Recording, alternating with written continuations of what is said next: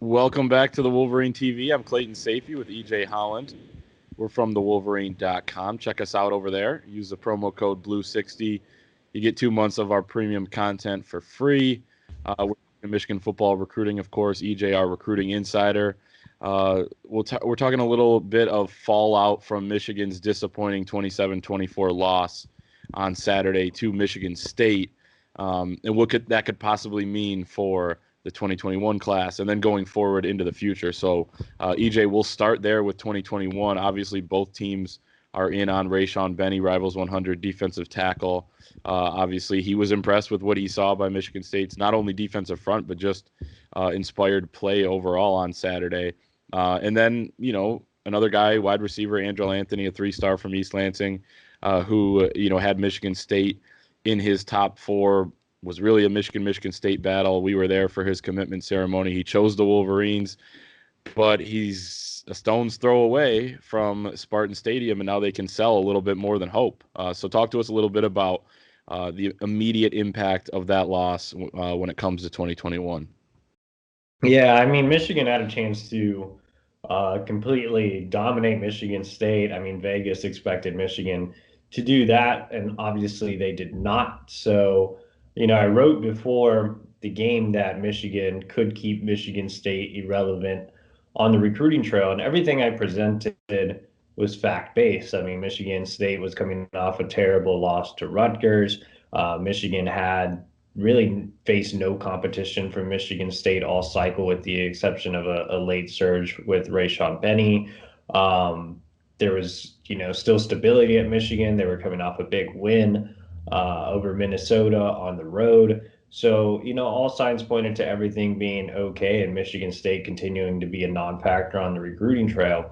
It just feels like, yesterday that we were in East Lansing recording videos talking about how Michigan State wasn't really a threat. Michigan went into East Lansing, pulled Andrew Anthony without a problem on a late push. So now that has completely changed. It was nothing short of an embarrassing loss for Michigan.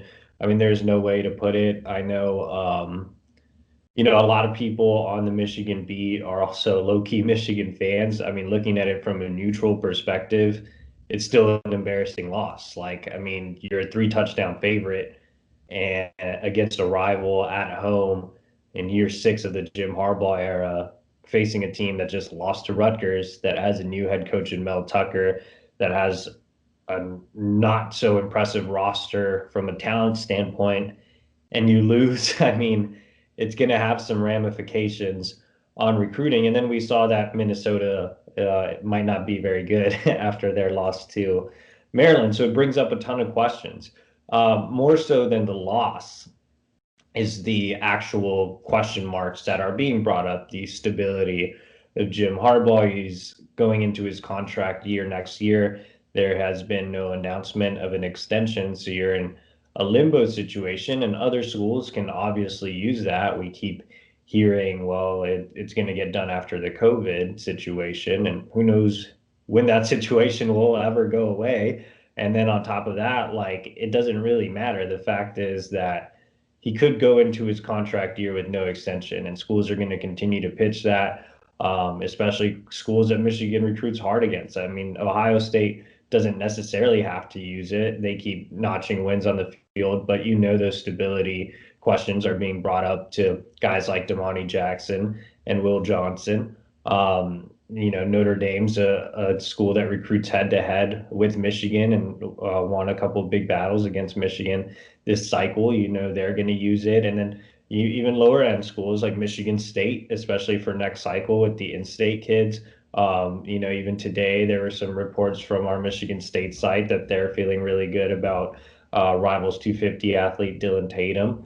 And then you look at Boston College that played Clemson extremely close, and Jeff Hafley has been one of the biggest negative recruiters against Michigan this cycle. And I think that's going to continue, especially with question marks also surrounding Don Brown, who's the lead recruiter in the New England area. So I'm saying all of this not from a pessimistic view. This is objective. I mean, this is what's going on. We have to do our jobs. We have to report it. It's not always going to be sunshine and rainbows. At the same time, this isn't my first time at the rodeo. I've done this with Charlie Strong. I've done this with Tom Herman. Both of those guys had some bad losses, and then notched some big wins. Even the year that Texas won the Sugar Bowl against Georgia, they had a bad loss to open up the year against Maryland, and then they beat Oklahoma, their chief rival, and they beat Georgia in the Sugar Bowl. And then obviously now people are calling for Tom Herman's head, but I think Michigan can even out just like Texas. Texas, despite all the fluctuation, always finished with top 10 to 15 recruiting classes. I mean, I compared the two in my weekend column. They're both still blue blood programs. The name carries a lot of weight. Michigan has a grand opportunity, much like Texas did this weekend. Everybody was calling for Tom Herman's head, and all of a sudden they beat number 6 Oklahoma State on the road. Michigan has a similar situation. They play a ranked Indiana team on the road. So I wouldn't be surprised if Michigan wins and evens things out, and they still finish strong on the recruiting trail. But those lingering questions without an extension will be there, and Michigan State is riding high after this victory. It's funny how much things can change in a week, because last week we were doing another video. We were talking about what a win over Michigan State would do for Michigan's recruiting, and it would basically just kind of keep it on that same trajectory it was on. They had the number 6 class in the country, and I believe it's still sitting there depending on what's happened since I checked it the last couple days ago. But it's still a really good recruiting class. Well, you lose one game, and it's not a one game thing like you mentioned. Obviously this just opens a can of worms into, well, the extension, and recruits are on Twitter, and there's plenty of fired up fans on Twitter. So talking about how they possibly want this coaching staff to change, at least some changes with the assistant coaches, like you mentioned, and Don Brown being one example. So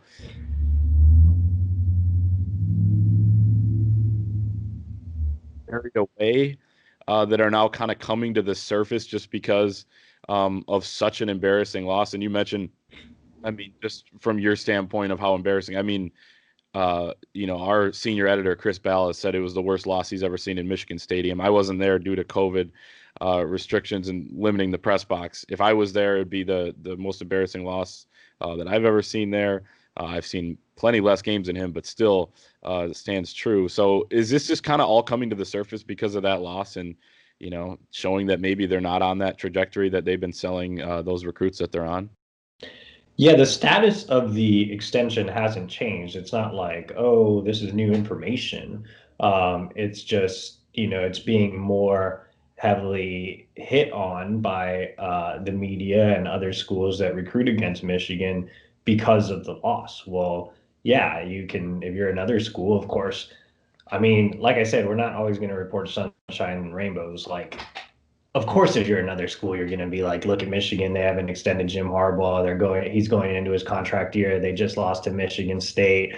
They're calling for their assistants to be fired. Do you really want to go to this program? Of course, other schools are going to say that. Now, there's always a middle ground. That's not completely true. We have heard, our Chris Ballas has reported that a lot of the extension has to do with the COVID situation, but you just never know. I mean, also Jim Harbaugh is not the same Jim Harbaugh that was, with Michigan early on in his career. That was with the San Francisco 49ers. The fiery Jim Harbaugh's kind of gone, and it's now like the low-key Stanford version type of Jim Harbaugh. So I think a lot of people are looking at that and saying, well, has he lost his edge? Does he still want to do this? So all those questions are being brought up because of the loss. Like I said, the status hasn't changed. It's not like there's new information, but you do have to question things. And especially if Michigan goes out and loses at Indiana, and now you're off to a 1-2 start, and these questions are going to keep getting worse and worse and worse. Yeah. And, I guess the cliche that winning cures all, we're seeing the opposite of that right now, where a loss can basically make everything else appear to be crumbling. Now, like you said, if they go out and lose to Indiana, well, if they go out and beat Indiana, it'll be different as well. So, but certainly you have opened yourself up, if you're Michigan here, to a disaster of a season, which is funny because just a week ago we were talking about, just how good it could be, especially on some other videos with, talking about the team. So, Very, very interesting. In terms of just Michigan and Michigan State in these battles that really hadn't been going on too many of them, head to head over the last couple cycles, just because how much Michigan has been ascending and how much Michigan State was descending at the end of Mark D'Antonio, appeared to be still in a deep dark place in the beginning of the Mel Tucker era because of what Mark D'Antonio's ending there did to that program. In terms of going forward, I mean, how much do you think Mel Tucker can sell that win and say, hey, they're a team that everyone thought was, not on top of the world, but, rounding that corner possibly or trying to get it over the top. And here we are beating them in year one, and we're just starting something off. I mean, he can sell it so much. I just wanted to get your thoughts on, what is this going to do in state, maybe in the region, and guys that they have, mutual interest in on the recruiting trail. Yeah, for sure. I do want to reiterate that this isn't necessarily catastrophic for Michigan. It sucks right now. It's terrible. There's no way around it. But they can even out. They can still go out and beat Indiana, win the rest of their games, lose to Ohio State at the end. It'll be like every other year. It'll be fine. But I think that you gave Michigan gave Michigan State life on the recruiting trail. They could have completely taken it away.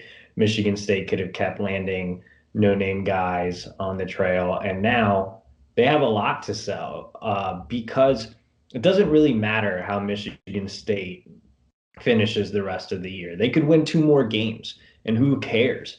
They beat Michigan, and they showed that they are buying into Tucker culture. And so they have a lot to sell. Like I've seen a lot of people on our message board say, well, Michigan State's only going to win one or two games. Who cares? Like they're supposed to win one or two more games because they're in a rebuilding mode. So they just beat Michigan. That's a signature win, the signature win for Mel Tucker in his second game. So it doesn't matter what Michigan State does the rest of the season. It matters what Michigan does the rest of the season. Michigan State doesn't have to do anything. They can go out and win one or two more games because that's what they had been selling was hope. And now there's reason for recruits to believe in the hope. There was no reason for recruits to believe in the hope in the past, especially coming off a horrendous loss to Rutgers. So I think this gave a lot of recruits reason to look at Michigan State. And yeah, this wasn't just a loss. It wasn't like, Michigan just went out there and lost to Penn State, whatever. That's a fine loss. Nobody's going to try to, go crazy over a loss to Penn State. But you lost to Michigan State as a 3-touchdown favorite against a new coach. It's just bad. And so Michigan State can now pitch, like I said, they can just pitch their hope and they can pitch their program. And Mel Tucker's always been an effective recruiter.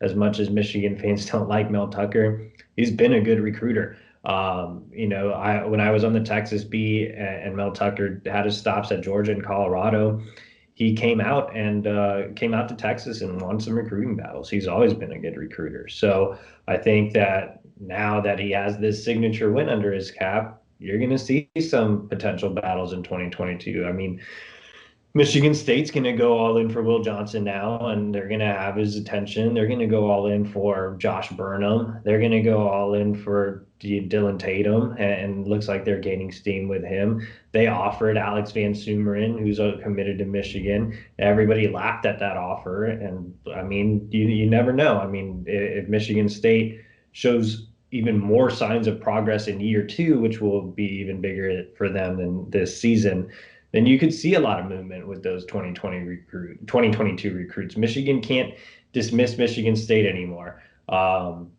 especially how they've played Michigan State, not only this year, but in years past. Jim Harbaugh historically has not done too great against Michigan State. What's the record? Even. So, I mean, you're not beating down Michigan State every year. You're splitting with them and you're losing when you're a huge favorite.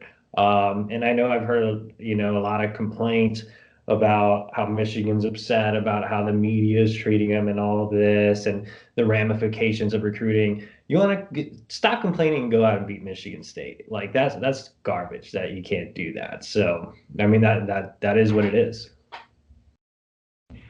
I agree. I mean, it's an embarrassing loss and it opens that. And then, like you mentioned, the ammo's there for other teams, including the contract extension. And that thing is now brought to the surface. And here we are after an embarrassing Michigan loss, 27-24 to Michigan State. So obviously, some questions to be answered for Michigan, both on the field, on the recruiting trail.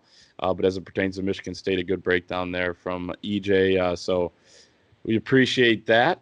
Make sure to head over to thewolverine.com if you're not a subscriber. And even if you are a subscriber, you still, head over. But if you're not, you can get 60 days of our premium content for free. Use that promo code BLUE60, and we'll see you next time.